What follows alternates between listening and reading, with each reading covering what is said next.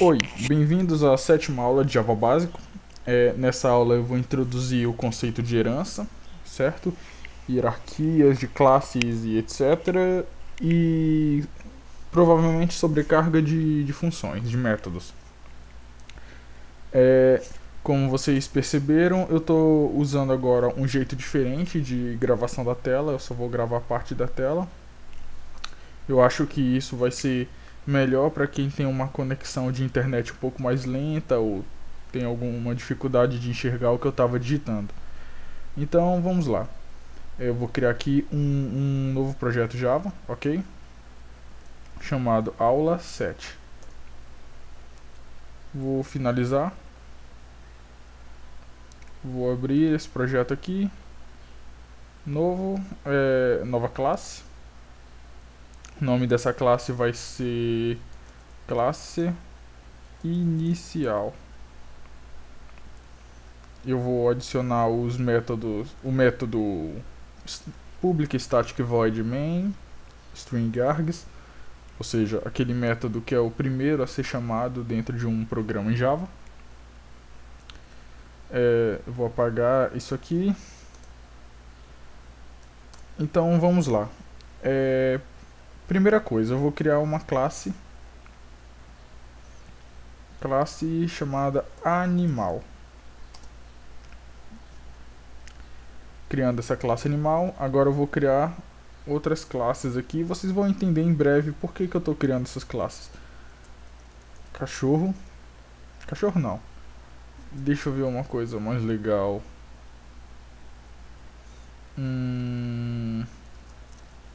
Leão.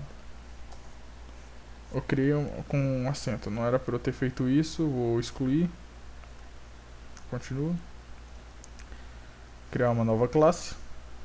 O nome dessa classe vai ser leão, sem um acento, leal. Criar minha última classe aqui, que vai se chamar papagaio. Isso vai ser mais interessante. Seguinte, como vocês podem observar, eu estou falando de um modo bem abstrato mesmo. Eu não codifiquei nada, mas as palavras animal, leão e papagaio, elas têm uma relação de sentido entre si, ok? Eu não criei essas classes com esses nomes aleatoriamente. Eu criei com um objetivo, que é basicamente criar uma relação entre elas de classes. Na matemática, você usa essa relação com os conjuntos. Lembra quando eu falei dos métodos e eu fiz a analogia matemática? Eu fiz aquela relação de que as classes eram os conjuntos de domínio e contradomínio, ok? E aqui vai funcionar do mesmo modo. Basicamente, as classes vão funcionar como conjuntos.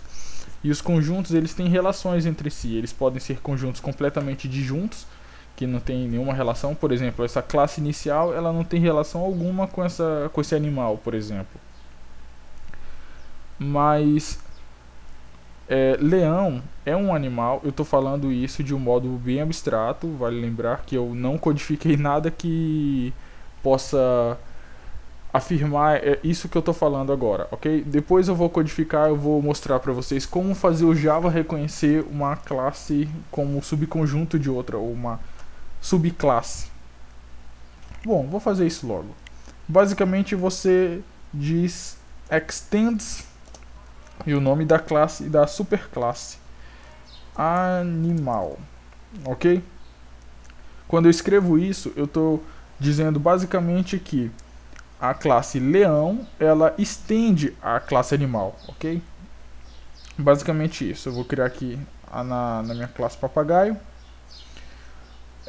Eu vou colocar papagaio extends animal, ok? E então a classe papagaio ela vai ser um tipo de classe animal. Qual é o problema? Animal. Ou eu botei interface classe. Classe com C minúsculo. Pronto. Ok. Então vocês já estão começando a entender, eu espero, esse conceito, ok, de subclasse e superclasse. Ok, vamos continuar. Porque qual é a utilidade de se fazer esse tipo de coisa? Basicamente, como eu falei, a parte semântica da coisa, a parte abstrata de você entender que uma classe tem relação com a outra, vai te dar essa ideia. Isso vai, aliás, todo o artifício da programação orientada a objetos serve basicamente para a mesma coisa, evitar código, evitar que você fique escrevendo repetidamente a mesma coisa. Então, sem mais delongas, eu vou fazer algum exemplo aqui. Por exemplo, eu vou criar uma string, ok? Todo animal vai ter uma string nome, certo? Isso é uma característica de um animal. Todo animal tem nome, ok? Claro, supondo que esses animais aqui sejam domesticados.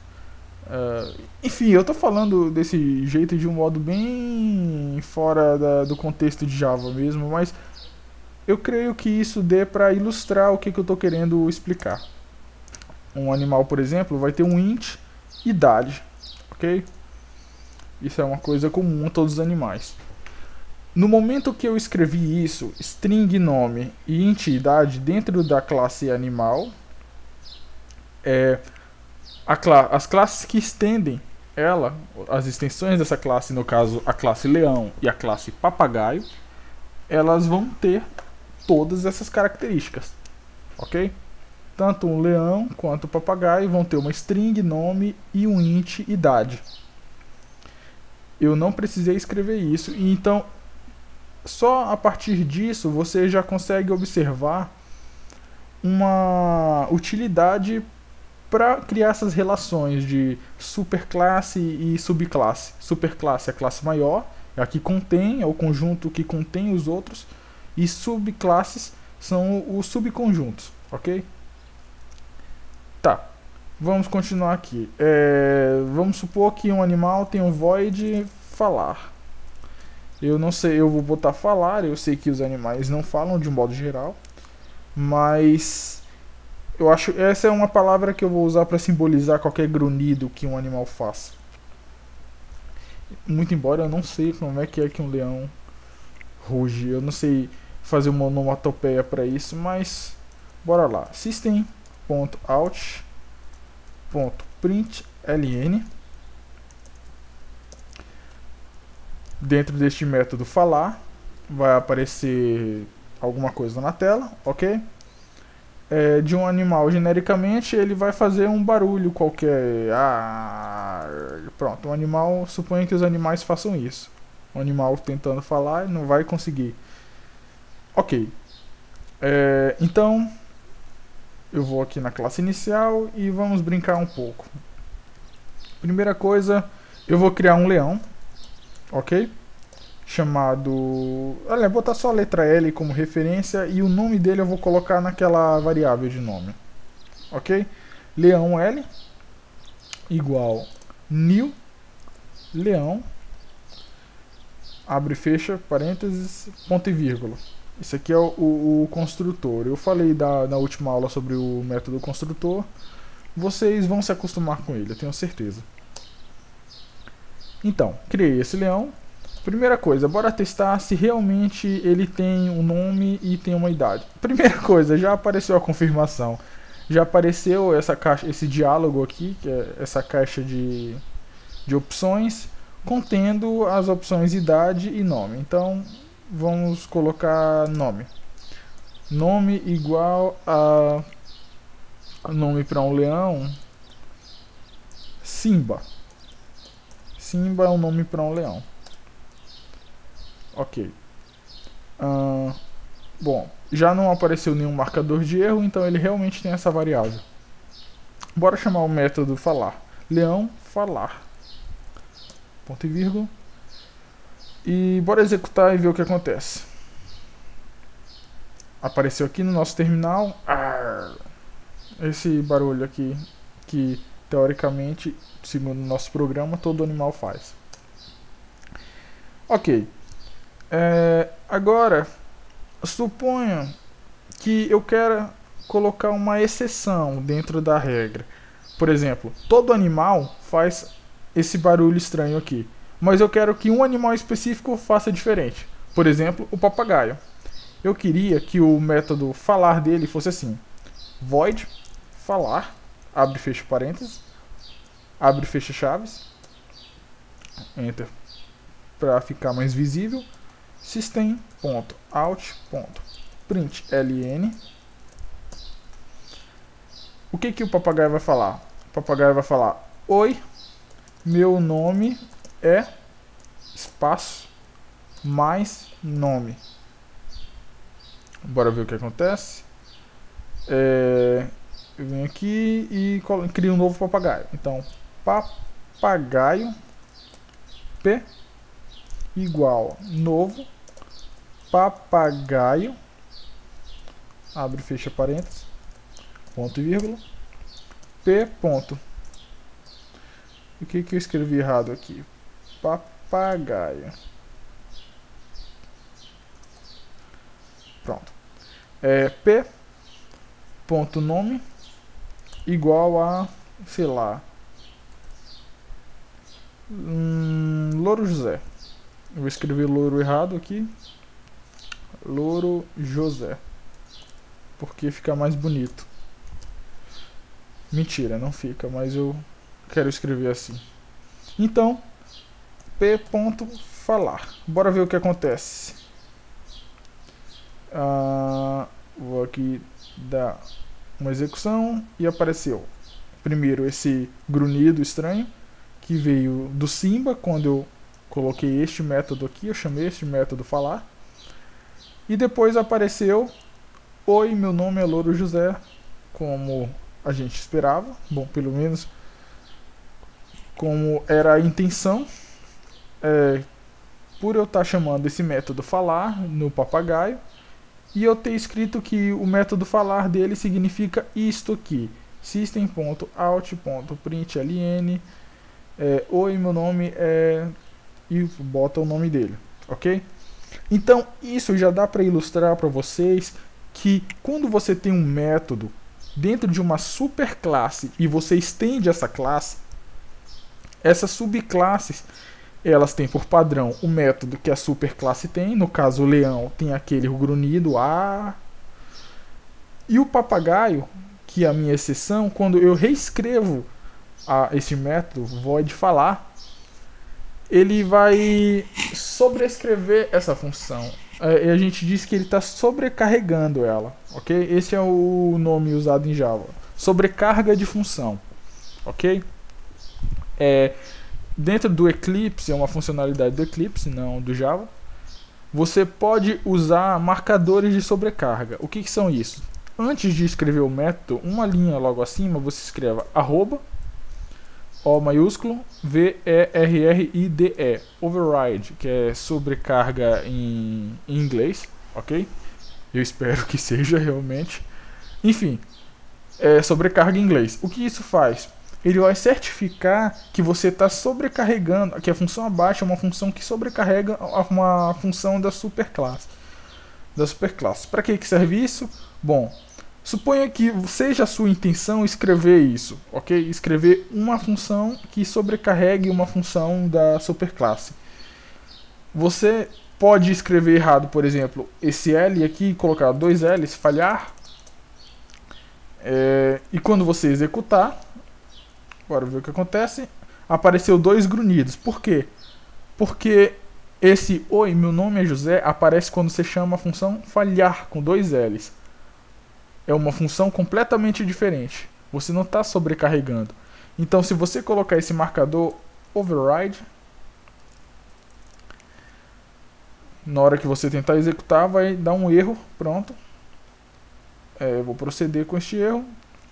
E esse erro é devido ao fato de isto aqui não ser uma função de sobrecarga, e você diz aqui que tem que ser uma função de sobrecarga. Vocês entenderam mais ou menos qual é a funcionalidade.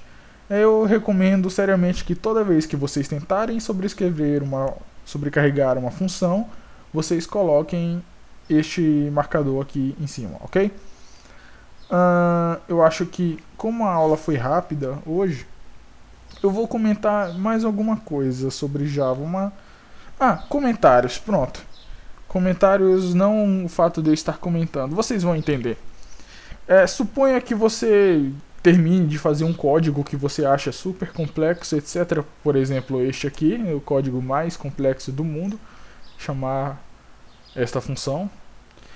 E você quer saber o que cada coisa faz, você quer marcar isso, ou por exemplo, você está trabalhando em um projeto com vários programadores ou vários amigos que estão fazendo alguma coisa no mesmo código, e você quer mostrar para eles o que cada coisa faz, o que cada linha faz. Como você faz para escrever isso no código sem atrapalhar? Porque se você escrever aqui, por exemplo, este trecho do código faz algo. E na hora que você for tentar executar o programa vai dar um erro, porque isso aqui não faz o menor sentido para a máquina virtual Java, ok? Para o Java. Eu acho que eu não cheguei a explicar como funciona a máquina virtual ainda, mas enfim. Só saibam que isso não faz o menor sentido para o Java. Então como é que você faz para mostrar que isso é um comentário?